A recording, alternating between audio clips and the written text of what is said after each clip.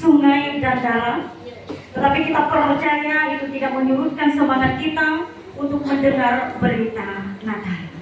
Sebelum kita bersama-sama belajar dan merenungkan berita Natal pada malam hari ini, saya mengajak kita untuk merendahkan diri di hadapan Tuhan di dalam doa. Kita berdoa. Ya Yesus Kristus Raja Damai, kami bersyukur pada malam hari ini, di mana kami boleh dipertemukan di dalam satu persekutuan peribadatan Natal. Kami percaya ya Bapa, ini bukan karena kuat dan hebat kami sebagai manusia, tetapi karena Tuhan yang sungguh-sungguh melirik dan memperhatikan kehidupan kami, sehingga kami sungguh-sungguh ingin mendewasakan iman melalui pemberitaan firman Tuhan pada malam hari ini. Kami adalah manusia yang terbatas. Oleh sebab itu kami memohon Roh Kudus bekerja di dalam pribadi kami masing-masing, sehingga dengan demikian kami percaya berita Natal tidak hanya berhenti pada malam hari, tetapi setiap hari boleh kami rasakan dan laksanakan. Di dalam nama Tuhan Yesus kami telah berdoa dan bersyukur. Haleluya. Amin. Sekali lagi shalom. Masih semangat? Setelah melewati darat, setelah melewati sungai, ada yang basah, ada yang kebanjiran, tetapi kita percaya Bapak Ibu, walaupun demikian tentu kita dalam persekutuan pada malam hari ini, karena sungguh-sungguh Tuhan memberkati kita, sehingga kita mampu menjalin relasi dengan baik melalui persekutuan kita pada malam hari ini. Firman Tuhan yang diperhadapkan kepada kita pada hari ini, yaitu terdapat di dalam Injil Matius pasal yang pertama ayat yang ke-18 hingga ayat yang ke-25. Namun dalam hal ini saya mengambil ayat yang ke-21 hingga ayat yang ke-24 saja pada malam hari ini, supaya kita tidak mengantuk karena habis perjalanan tadi jauh. Mungkin ada yang dingin terkena air. Oleh sebab itu saya mengajak kita untuk membaca ayat yang ke-21 ini sampai yang ke-24 secara bersama-sama. Siap? Saya akan membacakan judul perikopnya, kemudian kita akan membacanya bersama-sama. Lembaga Alkitab Indonesia memberi judul atau perikop Kelahiran Yesus Kristus 1:3. Ia akan melahirkan anak laki-laki, dan engkau akan menamakan dia Yesus, karena dia baik yang akan menyelamatkan manusia dari dosa mereka. Hal itu terjadi sesuai dengan apa yang firman Tuhan Tuhan. Sesungguhnya anak darah itu akan mengandung dan melahirkan seorang anak laki-laki, dan mereka akan menamakan dia Immanuel, yang berarti Allah menyertai kita. Sesudah bangun dari tidurnya, Yusuf berbuat seperti apa yang diperintahkan malaikat Tuhan itu kepadanya. Ia mengambil Maria sebagai istrinya. Sedemikian jauh pembacaan Alkitab sebagai dasar perenungan berita Natal pada malam hari ini. Firman Tuhan berkata, rumput bisa kering, bunga bisa layu, tetapi firman Tuhan kekal untuk selama-lamanya. Next. Bapak Ibu, sebelum kita masuk ke dalam perenungan, di sana ada sebuah pertanyaan. Saya mengajak kita bersama untuk menanyakan kepada diri kita masing-masing pertanyaan yang tertera. Siap? Kita baca bersama 1:3. Zaman berubah, lalu di mana Tuhan? Silakan jawab di dalam diri Bapak Ibu masing-masing. Saya beri waktu 3 detik saja.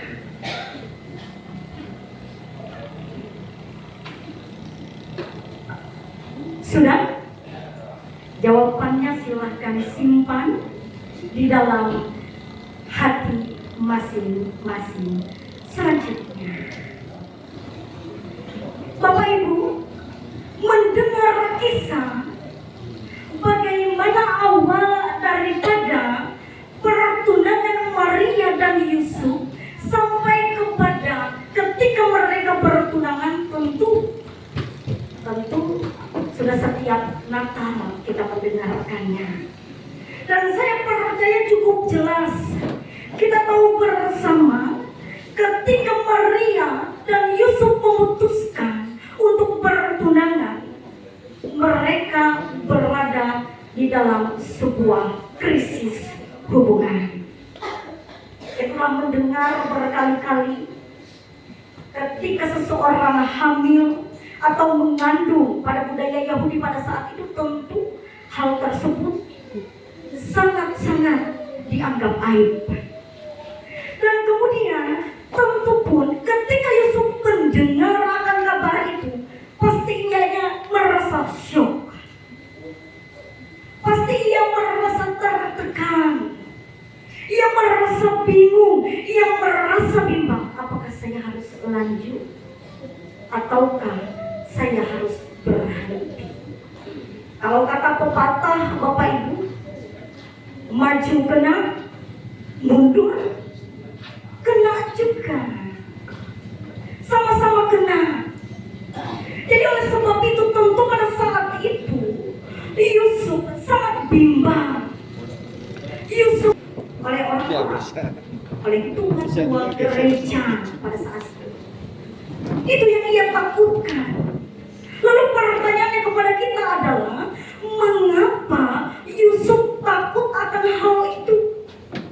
Padahal bisa saja karena rasa kecewa yang ia rasakan pada saat itu ketika tahu Maria sedang mengandung, bisa saja ia melaporkan hal tersebut kepada tua-tua, sehingga pada saat itu Maria dihukum dengan dilempari batu. Tetapi perasaan takut yang ada pada seorang Yusuf pada saat itu bukan perkara kekecewaan yang ia rasakan, tetapi yang lebih besar adalah karena ketaatannya kepada Tuhan.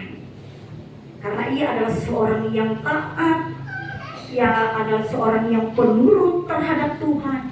Maka pada saat itu dikatakan ia ingin menceraikan Maria secara diam-diam. Agar apa? Agar Maria tidak dihakimi, agar Maria tidak dikucilkan.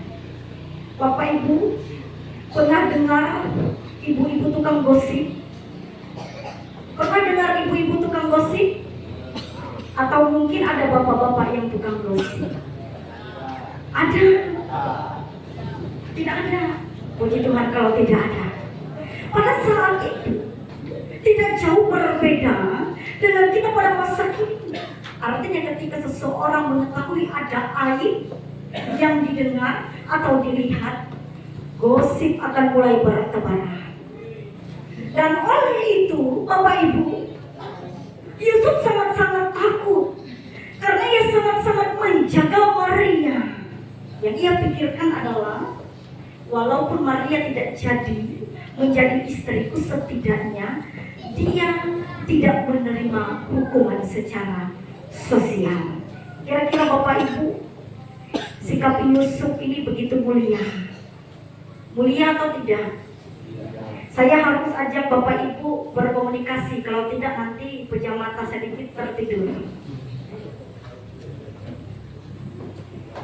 Sangat-sangat mulia sikap seorang Yusuf yang taat, yang setia, sehingga walaupun pada saat itu ia merasakan kekecewaan, namun ia tetap di jalan yang benar. Ia tidak mau mengucilkan Maria, sehingga ia memutuskan untuk menceraikan Maria secara diam-diam. Kemudian di tengah pikirannya yang kemudian bimbang pada saat itu, ia tertidur. Kemudian ketika ia tertidur, kita sudah tahu bersama ceritanya bagaimana malaikat datang. Ketika malaikat datang, apa yang malaikat katakan? Yusuf, jangan engkau menceraikan Maria. Sebab anak yang dikandungnya adalah anak dari Roh Kudus. Demikian dikatakan oleh malaikat kepada Yusuf. Kemudian kita tahu bersama respon seorang Yusuf. Ia taat dan setia kepada perintah Allah. Selanjutnya, Bapak Ibu, di tengah keadaan yang terjadi di dalam hubungan antara Maria dan Yusuf, di mana di dalamnya ada kekecewaan, di sana Allah bekerja. Allah bekerja di tengah kekacauan yang pada saat itu terjadi di dalam kehidupan dan hubungan seorang Yusuf dan Maria. Tentu Bapak Ibu, itu karena Yusuf seorang yang benar. Karena Yusuf adalah seseorang yang taat kepada Allah. Sehingga pada saat itu malaikat datang kepadanya dan berkata, jangan takut. Karena anak yang dikandung Maria adalah dari Roh Kudus. Jemaat yang diberkati oleh Tuhan kita Yesus Kristus, tentu dari kisah hubungan antara Yusuf dan Maria, kita tahu bersama bahwa Allah hadir di tengah-tengah kehidupan manusia. Itu kan bukan menunggu ketika manusia itu atau keluarga itu adalah keluarga yang rapi, adalah keluarga yang ideal. Tetapi kita tahu bersama melalui kisah seorang Yusuf dan Maria pada saat itu, Allah masuk ke dalam keluarga yang pada saat itu berada di dalam kekacauan. Pertanyaannya lagi kepada kita, seperti saya bilang, kita harus sering-sering berkomunikasi. Takutnya nanti pulang dari sini, yang pakai mobil jalannya rusak, ngantuk, lalu nanti masuk parit. Sekali lagi pertanyaannya kepada kita pada saat ini adalah, adakah di antara kita atau keluarga kita yang pada saat ini berada di dalam pergumulan dan kekacauan? Adakah di antara kita atau keluarga kita yang pada saat ini berada di dalam kekacauan? Jika ada, Bapak Ibu, kira-kira percaya tidak kalau Allah hadir untuk memulihkan? Percaya satu orang saja yang angguk. Saya lihat anggukannya saja karena suaranya tidak ada. Kira-kira percaya atau tidak di tengah pergumulan kita, baik sebagai remaja pemuda, baik sebagai orang tua, kita percayakah kalau ada pergumulan Tuhan hadir? Percaya. PPG Immanuel yang paling semangat. Entah apa pergumulan yang ia hadapi. Selanjutnya, Bapak Ibu, dikatakan Allah tidak mencari keluarga yang ideal.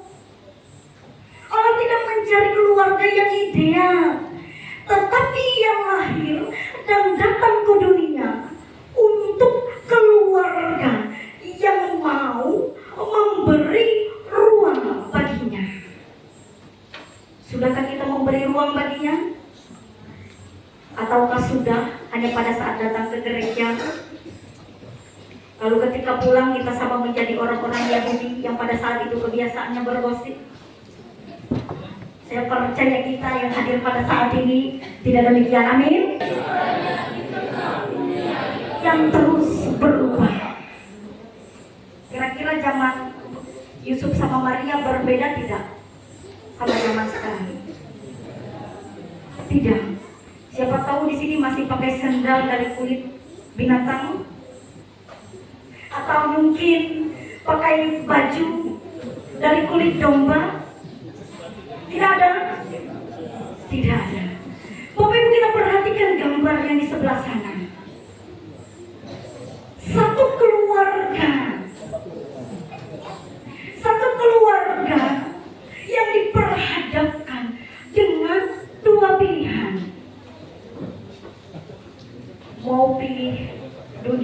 modern atau pilih Kristus? Kira-kira kalau saya tanya demikian, jawabnya apa?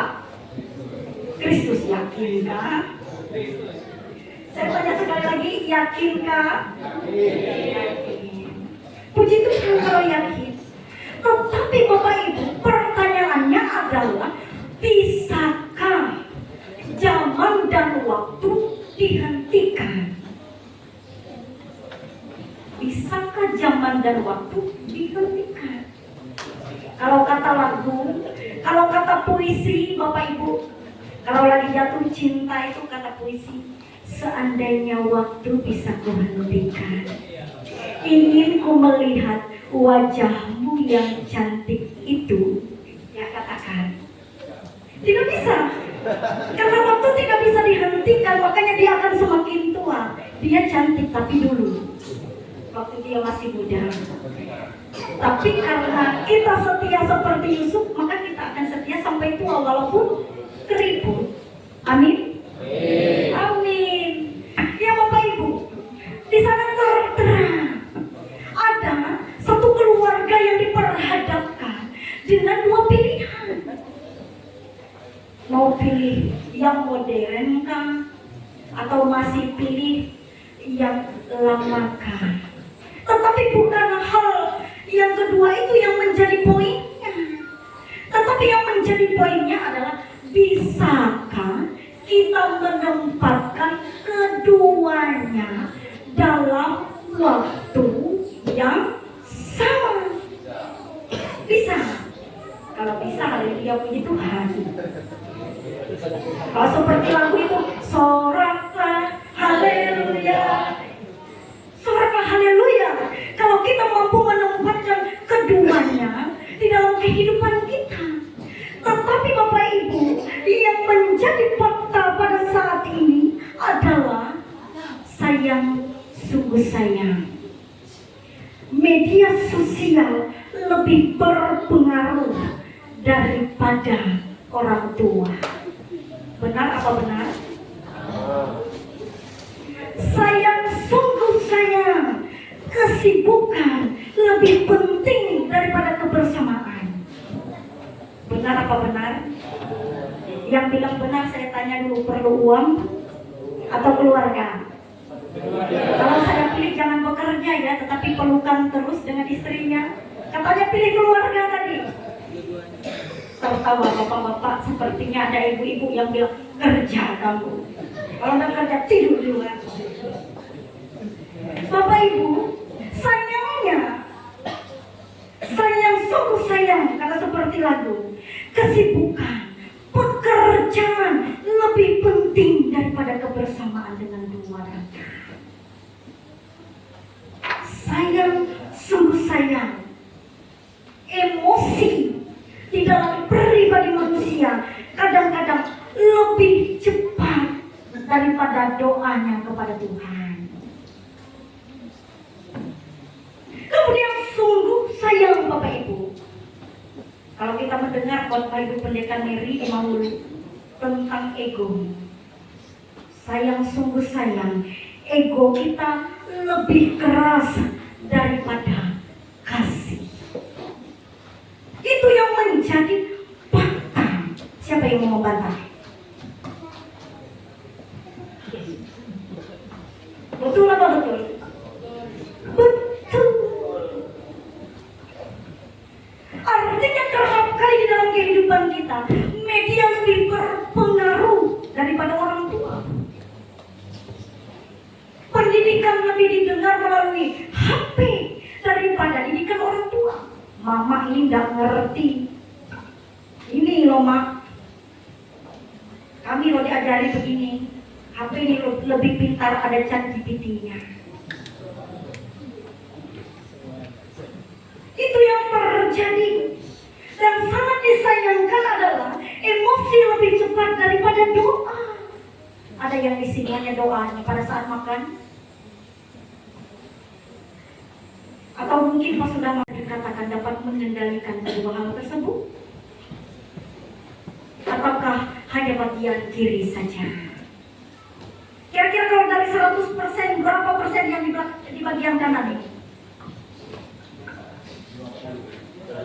50, ada yang bilang 100 ya, kiri kan?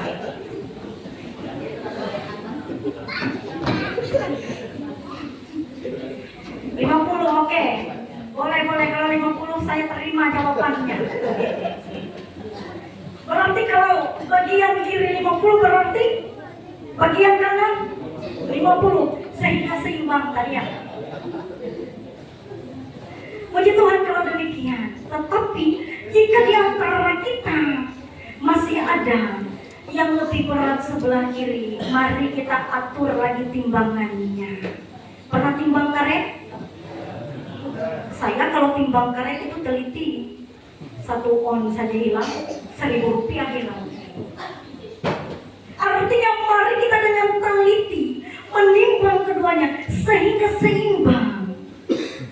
Walaupun zaman berubah, tetapi jangan sampai ketaatan kita kepada Tuhan hilang. Amin? Yakin? Yakin. Selanjutnya, Bapak Ibu jemaat sidang masa raya Natal, ketika melihat gambar tadi, masih mungkinkah keluarga Kristen bertahan? Yakin? Harus yakin. Karena kita menikah hanya 1 kali saja. Kalau ketahuan nanti bisa berabe. Kemudian masih mungkinkah keluarga hidup kudus di tengah perkembangan zaman yang semakin cepat? Sekarang zaman kita sudah berada di mana? 4.0. Sungguh luar biasa perkembangan zaman. Sudah tidak kirim surat cinta melalui tulisan. Kalau zaman dulu saya dengar cerita orang-orang tulis surat cinta itu, kalau dia harum berarti dia suka. Tetapi harus kirim dulu, 1 bulan baru sampai. Gila harumnya. Kalau sekarang lewat HP dan perkembangan zaman, untuk kita berkomunikasi sangat-sangat mudah. Namun tentu perkembangan zaman itu ada sisi negatif dan positifnya. Lalu bagaimana dengan keluarga kita di tengah ada sisi negatif dan positifnya tadi? Bisakah bertahan? Harus dipertahankan. Lalu bagaimana cara mempertahankannya Bapak Ibu? Ada yang bisa jawab? Kalau bisa jawab, saya ajak makan nasi goreng di Pastori. Kira-kira cara mempertahankannya dengan apa? Dengan taat. Taat itu bagaimana? Apakah yang taat hanya istri saja? Apakah yang harus rajin membimbing keluarganya hanya ayah saja? Atau mungkin orang tuanya, dua-duanya tidak taat lalu anaknya? Mama ini aku loh malu ke gereja, gak ada temannya, aku sendiri. Mama dengan bapak tidak. Adakah yang demikian? Hanya anak saja mungkin taat? Hanya ibu saja taat? Atau mungkin hanya ayah saja taat? Atau hanya Kristen saat Natal? Tidak ada. Tidak ada. Amin, puji Tuhan kalau tidak ada. Selanjutnya,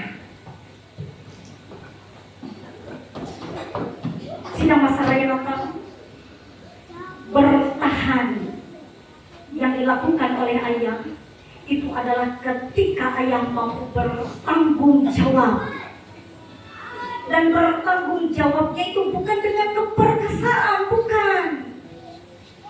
Jadi kalau pilih-pilih laki-laki itu, kalau kata orang tua saya dulu, jangan pilih karena dia gagah.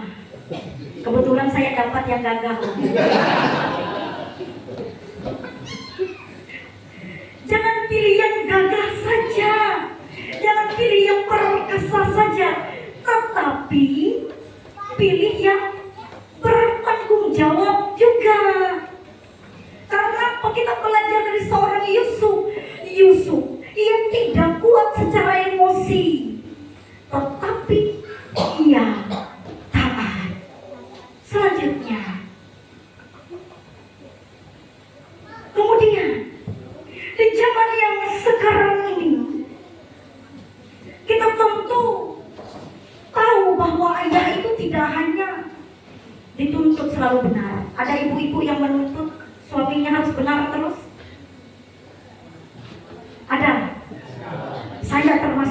cerewet. Saya termasuk yang cerewet.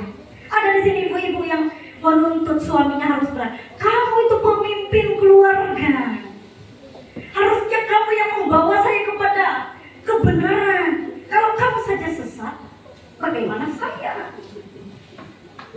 Suaminya salah sedikit, kamu itu kepala keluarga. Kamu itu tidak bisa bertanggung jawab. Tetapi apakah hanya tugas ayah? Tidak. Karena ayah bukan harus dituntut tentang benarnya atau selalu benar saja. Selanjutnya, keluarga akan mampu bertahan ketika seorang ayah di dalam keluarganya ia tenang dalam menghadapi masalah. Ayo mengaku di sini. Siapa bapak-bapak yang emosian? Ada? Ibu Pendeta Mary tertawa. Jangan-jangan ini bapak takal emosian. Aman.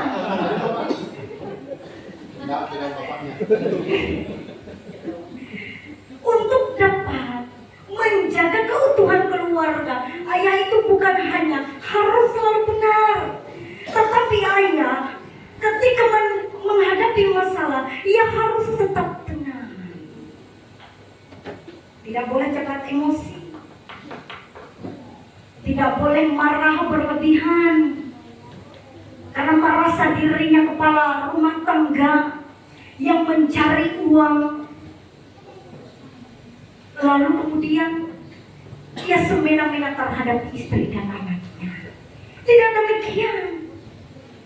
Ayah dalam menjaga keutuhan rumah tangga harus tenang dalam menghadapi persoalan di dalam rumah tangganya.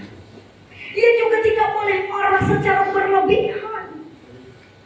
Ketika seseorang atau seorang ayah marah berlebihan, maka ia akan menyakiti hati istrinya. Kira-kira kalau istri marah, mau tidak dia masak di rumah? Malas. Kalau saya dimarah, saya malas juga masak. Biar dia beli di warung saja. Artinya hal tersebut dapat menyakiti hati. Kemudian seorang ayah, ia juga harus mau merendahkan diri, mau mendengar pendapat istri, mau mendengar pendapat anak. Karena apa? Zaman tadi sudah bukan zaman batu. Kalau orang tua saya dulu bilang sama saya, kalian itu enak sekarang belajar, ada pesawat untuk pergi kuliah, ada HP. Kalau kami dulu pergi sekolah itu celana itu ditambal, pergi sekolah jalan kaki, pagi-pagi pakai suruh. Kemudian saya jawab, itu kan zaman bapak. Zaman saya kan enggak, sudah ada motor. Artinya zaman terus berubah dan pengetahuan tidak hanya sampai di situ saja. Ada banyak pengajaran baru, ada banyak pengetahuan baru. Oleh sebab itu ayah, jangan sampai ia dengan emosi dan tidak dengan kerendahan hati, tidak mau mendengar apa yang menjadi pendapat istri dan anak. Karena jika demikian, maka tentu keluarga tidak akan mampu bertahan. Kalaupun hanya mampu bertahan, pasti kalau kata orang Banjar itu hambar menjalaninya, hambar jangan hingga sekedar wara. Artinya kalau demikian, maka hubungan akan menjadi hambar. Tidak ada kasih Kristus di dalamnya, tidak ada saling mau mengerti di dalamnya. Yang ada hanyalah ego pribadi, menganggap saya yang paling benar. Sistem patriarki. Ada menganggap keluarga dialah yang paling benar. Kemudian ayah juga dituntut untuk dapat memberi contoh.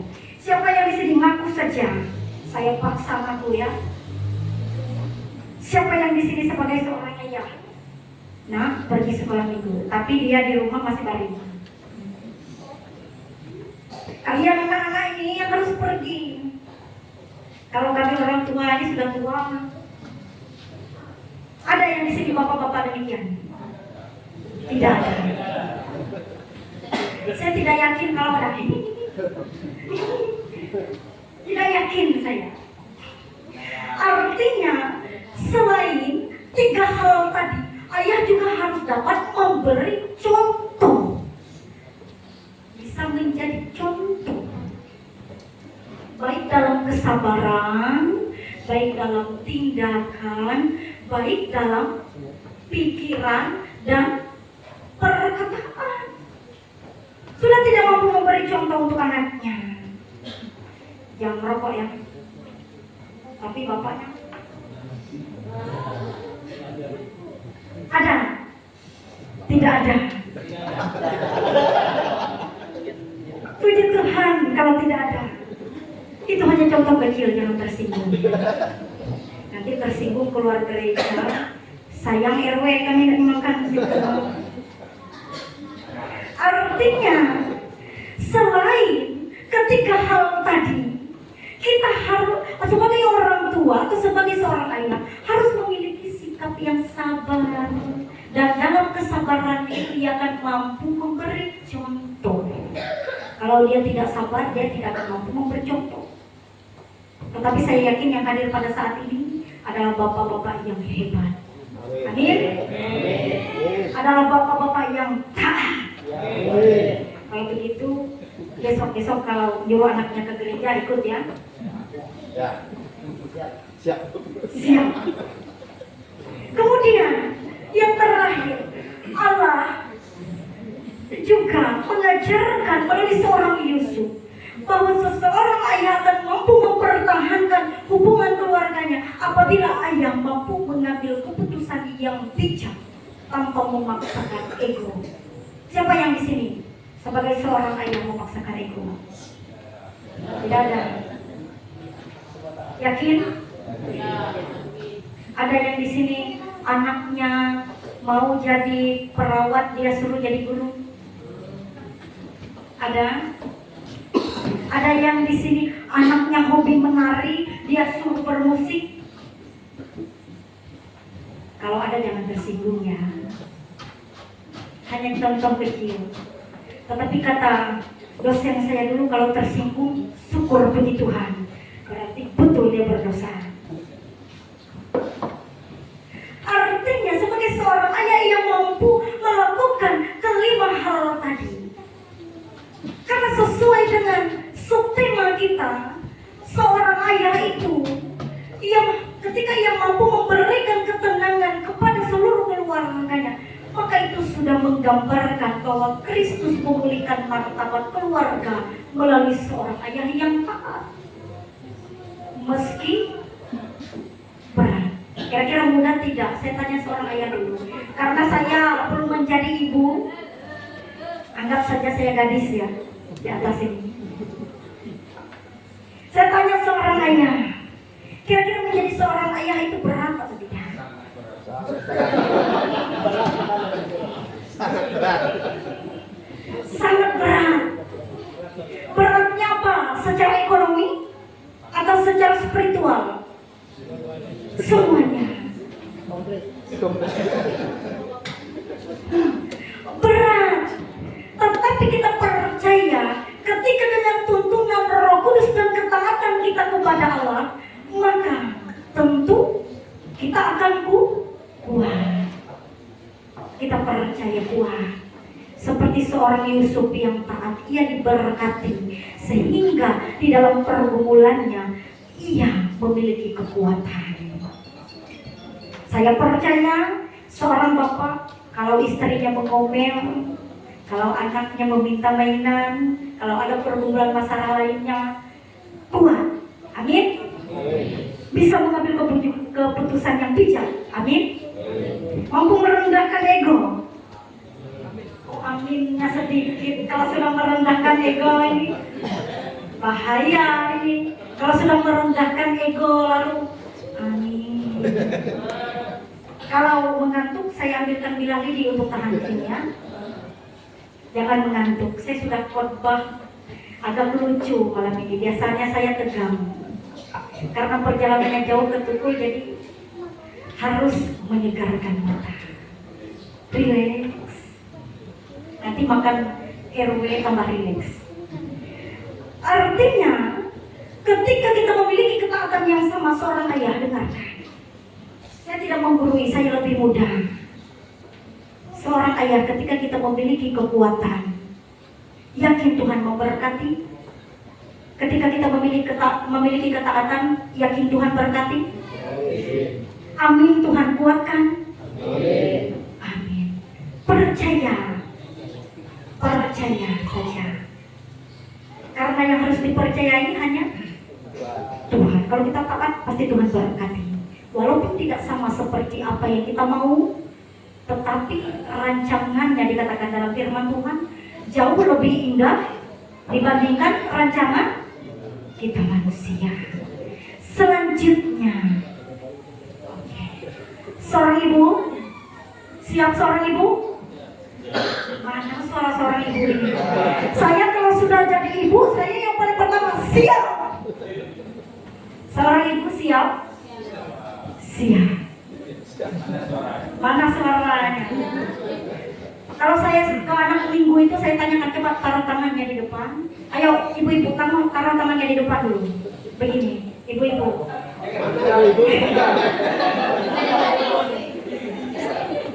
Ayo ibu-ibu, saya ajak taruh tangannya ke depan. Mana ibu-ibu? Jangan sampai saya suruh ke depan semua. Taruh ke depan, taruh ke sini. Ke depan dulu. Ayo. Ha dulu. Ha dulu. Ha. Bau tidak? Kalau bau pantas saja tidak ada suara yang tadi. Sekali lagi saya tanya ibu, siap? Siap. Ibu-ibu akan mampu bertahan di tengah perkembangan zaman hanya dengan kesetiaan hati, bukan dengan kesempurnaan. Ayo bapak-bapak, siapa yang menuntut istrinya harus sempurna? Lawan saya di depan sini. Siapa bapak-bapak yang memaksa istrinya harus sempurna? Tidak ada. Tidak ada. Kalau tidak ada, saya bela ibu-ibu ya. Saya bela ibu-ibu. Seorang istri akan mampu mempertahankan rumah tangganya ketika ia memiliki kesetiaan hati, tetapi bukan dengan kesempurnaan. Karena manusia tidak ada yang sempurna. Karena belajar dari seorang Maria tidak mengerti apa yang menjadi rancangan Allah, tetapi kemudian ia percaya. Kira-kira ibu-ibu percaya sudah Tuhan memelihara kehidupan rumah tangganya? Percaya. Amin. Ini yang bapak-bapak jadi ibu-ibu.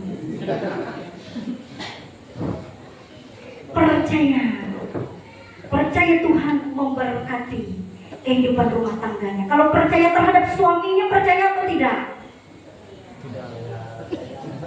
Suaminya bilang percaya dulu, takut nanti ketahuan suaminya tidak percaya.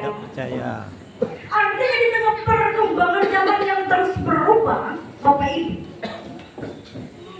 untuk seorang wanita atau ibu, ia harus mempertahankan kesetiaan hati, bukan kesempurnaan. Jadi kalau cari perempuan, jangan yang sempurna, karena nanti sampai Tuhan Yesus datang kali kedua, pada saat hari Maranatha tidak akan ketemu. Tidak akan ketemu. Yang dicari adalah wanita yang memiliki kesetiaan hati. Amin. Amin. Amin. Bapak amin. Yang pikaris di belakang sana yang cowok-cowok amin. Pasti dia tanya dengan pacarnya nanti, kamu setia enggak sama aku? Tapi yakin ya? Setia? Yakin. Yakin. Apalagi kita perempuan ini harus setia walaupun tidak sempurna. Karena seorang Maria saja tidak mengerti rancangan Allah, tetapi ia percaya. Selanjutnya, kaum ibu, apakah hari ini ada kaum ibu yang merasa secara fisik lelah? Saya tanya dari hati ke hati, kaum ibu. Kaum bapak kalau tutup telinga ya, saya tidak akan bocorkan bahasa kalbu. Ayah, bapak ibu, kaum ibu, apa ada menjalani hubungan pernikahan selama ini? Kira-kira adakah rasa capek secara fisik? Saya yakin kaum ibu tidak mau memberitahukannya, tetapi di lubuk hati paling dalam dari sekian yang datang pasti ada. Yakin kaum laki-laki? Kalau yakin jangan sakiti kaum perempuannya. Ya. Kemudian kaum ibu, kira-kira dalam menjalani hubungan rumah tangga selama ini, apakah kaum ibu pernah lelah secara emosi? Pernah atau tidak? Tidak kaum laki-laki. Karena kaum laki-laki tidak masak di rumah, tidak ngurus anak, tidak nyapu, tidak ngepel, kaum ibu yang capek. Kalau kata, saya pernah dengar di TikTok itu Bapak Ibu, dia katakan selalu kekurangan merasa kurang istrinya. Padahal kalau dia sewa pembantu untuk bereskan rumah, berapa gajinya kira-kira? Buat aja 1 juta. Untuk jaga anak, buat aja 1 juta. Untuk masak, buat aja 1 juta. Untuk melahirkan berapa? Untuk upah menyusui. Masihkah kaum bapak tidak bersyukur? Bilang istrinya jelek, kasih duit dong supaya istrinya cantik. Ya. Jangan biarkan kaum istri yang merasa capek ya secara fisik dan emosi. Siap? Siap. Kemudian kaum ibu, pernahkah kaum ibu menangis tanpa suara?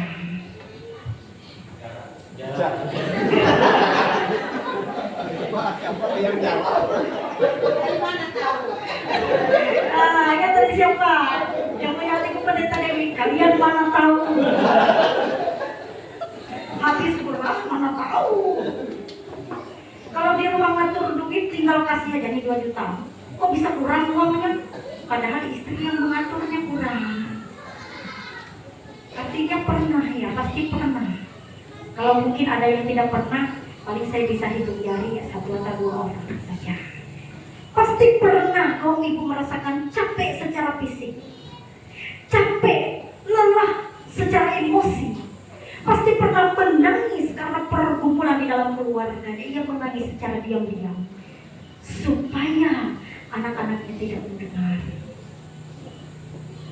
Makanya kaum bapak kalau istri itu curhat didengar ya. Siapkah? Siap. Kalau istri itu bercerita berkeluh kesah, dengar ya. Siap. Istri itu dia juga bendahara, dia juga koki, Serba bisa.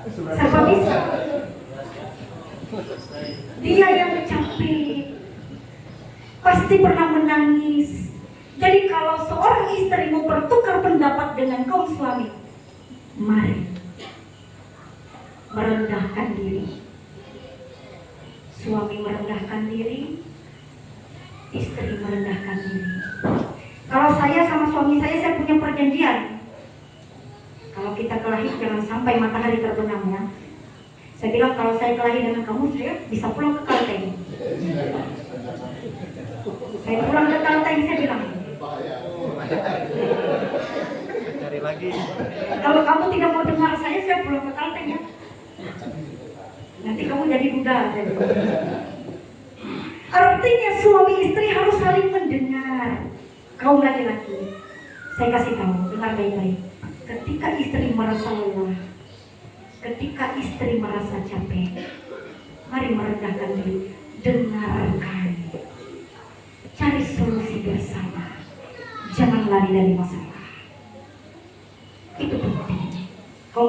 Sudahkah demikian? Sudahkah tapi garis itu Ibu Dewi? Bahaya dia ini. Menyusup dia bilang tikar, padahal tikar baru masuk itu tidak boleh nikah. Kalau sudah, puji Tuhan. Selanjutnya, kaum perempuan, banyak keluarga itu mampu berjalan di jalan yang benar. Karena apa? Karena seorang ibu itu ia tetap berdoa. Ia mendoakan suami istrinya. Jadi kaum bapak jangan marah-marah ya. Saya belain kaum istri. Aman. Aman. Yang doakan kalian sukses itu istri. Haleluya. Tetap berdoa. Banyak kaum ibu yang dapat mempertahankan keluarga yang utuh, yang harmonis, yang damai. Karena seorang ibu, ia tetap berdoa dan berserah kepada Tuhan. Yakin Kristus Yesus akan memulihkan dan memampukan. Amin. Amin. Banyak anak-anak kita yang tidak tersesat, yang tidak kehilangan arah. Karena apa?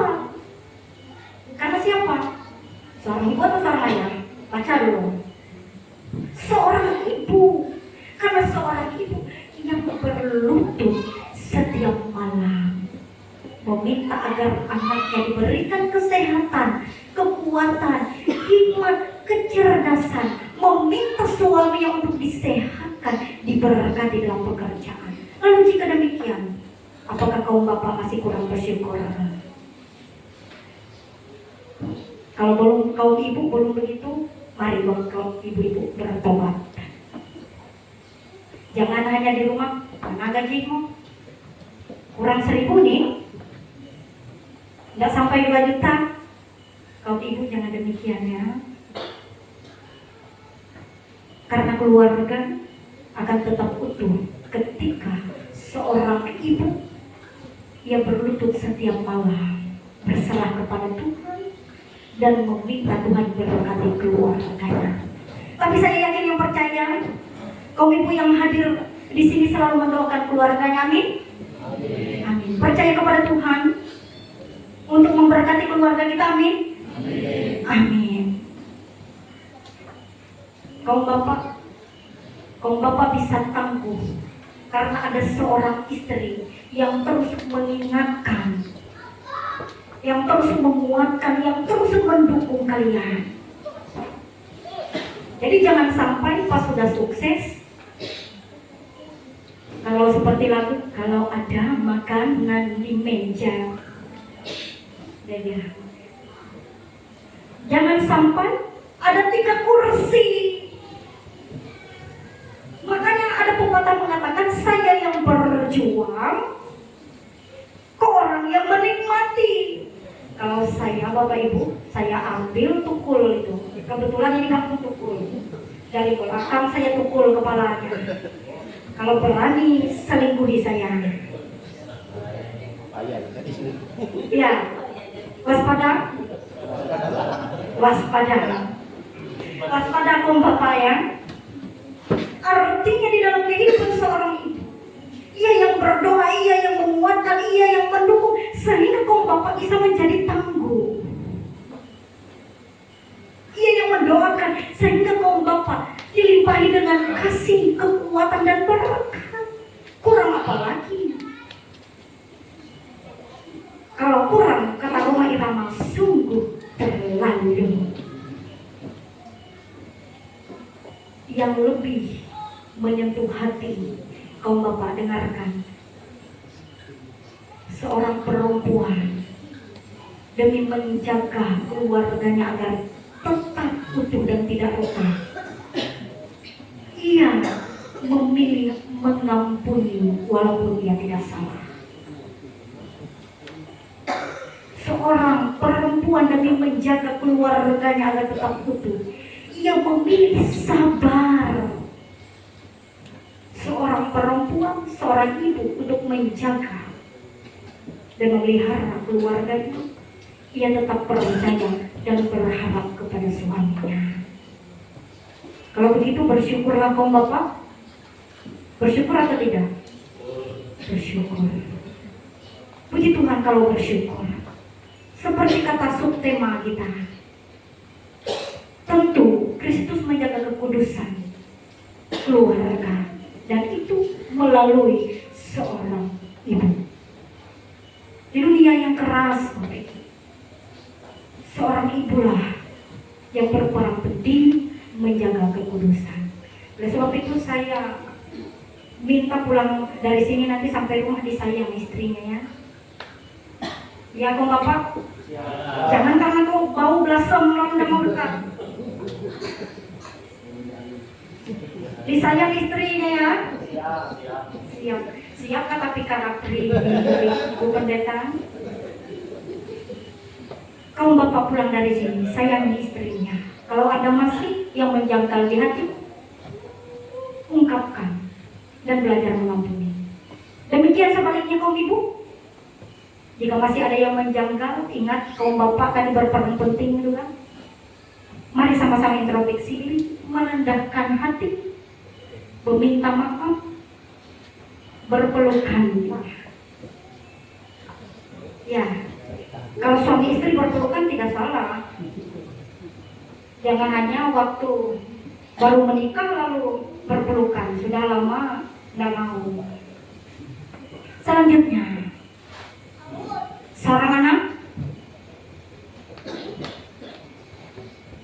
bagi seorang anak, siapa yang di sini masih sebagai seorang anak, angkat tangan walaupun sudah menikah. Masih menjadi seorang anak? Masih. Takutnya sudah jadi kakek-kakek, tidak ada orang tua lagi, dia yang sudah jadi kakek.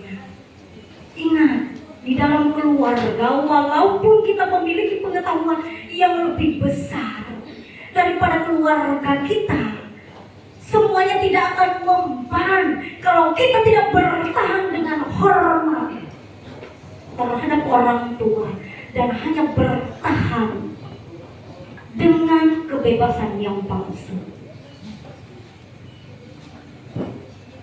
Semuanya akan menjadi sia-sia. Belajar daripada kisah seorang Yesus, ia lahir dan bertumbuh di keluarga yang tidak sempurna, tetapi kemudian ia belajar taat. Sudahkah kaum anak taat terhadap orang tua? Amin, puji Tuhan. Jangan makan. Yakin sudah taat? Sudah memberikan sesuatu terhadap orang tua? Memberikan sesuatu maksud saya bukan harus kasih emas, bukan harus kasih barang, tetapi perlakuan baik, hormat,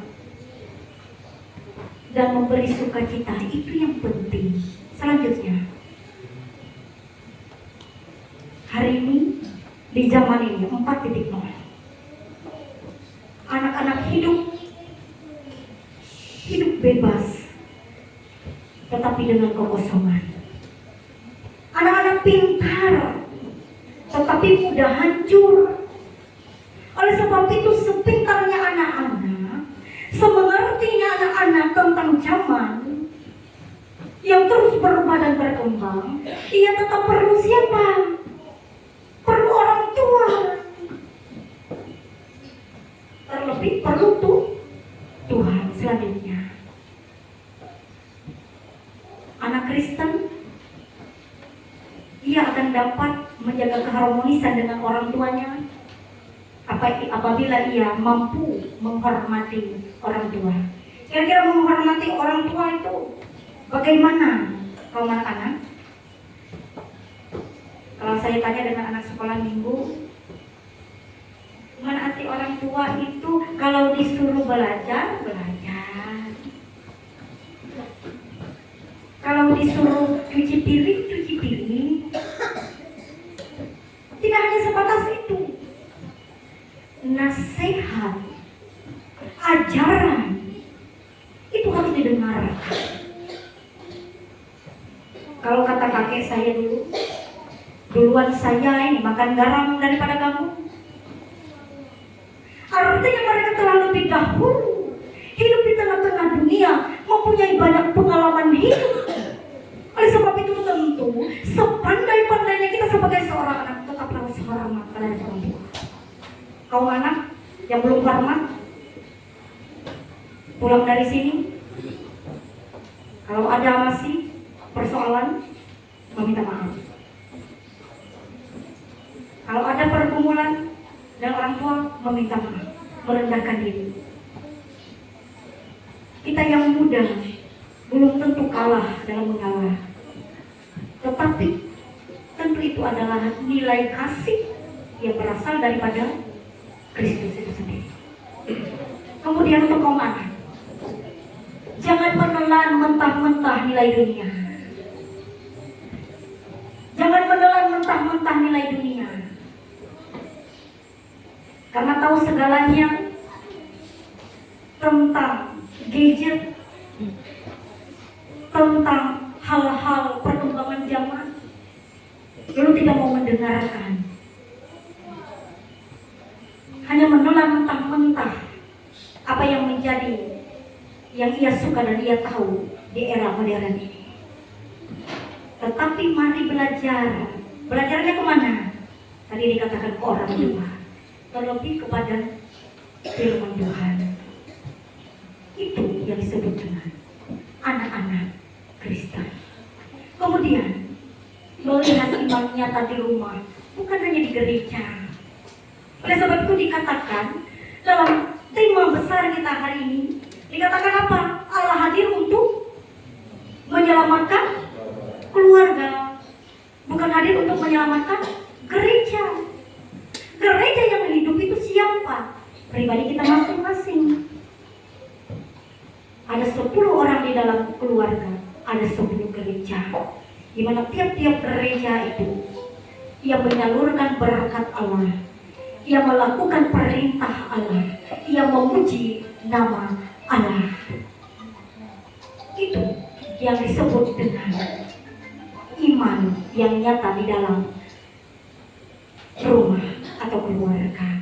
Tapi saya tidak percaya yang hadir pada saat ini di dalam keluarganya semuanya baik, semuanya memuji nama Tuhan, semuanya menjadi gereja yang hidup, yang dimana melalui keluarga nama Tuhan dipuji dan dimuliakan, terlebih melalui keluarga kita relasi yang baik antar sesama boleh terjalin. Amin.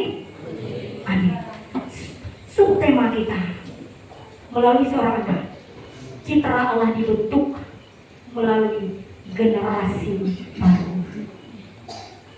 Kalau dikatakan anak tahun 99, 2000-an sampai sekarang anak gen apa? Saya tidak tahu itu. Gen Z.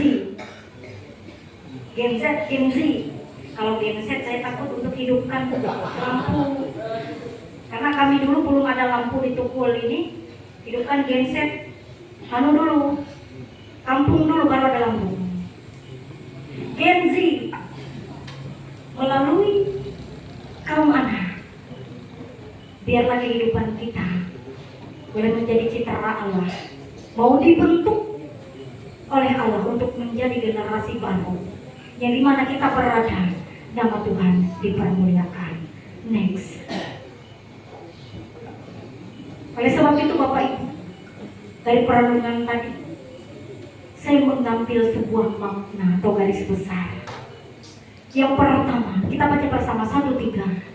Kristus ada di tengah keluarga. Kemudian ada ayah yang bertanggung jawab.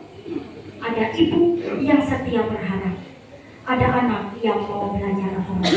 Dan itu ada pada kita yang hadir pada saat ini. Amin? Amin. Selanjutnya, subtema melalui Kristus Allah memulihkan martabat, menjaga kekudusan, dan menjadikan kita masing-masing tiap keluarga yang hadir pada saat ini menjadi citranya di tengah dunia yang terus berubah. Tuhan Yesus memberkati kita sekalian melalui berita Natal. Selamat Natal 25 Desember 2025. dan menyongsong tahun baru 1 Januari 2026. Tuhan Yesus memberkati.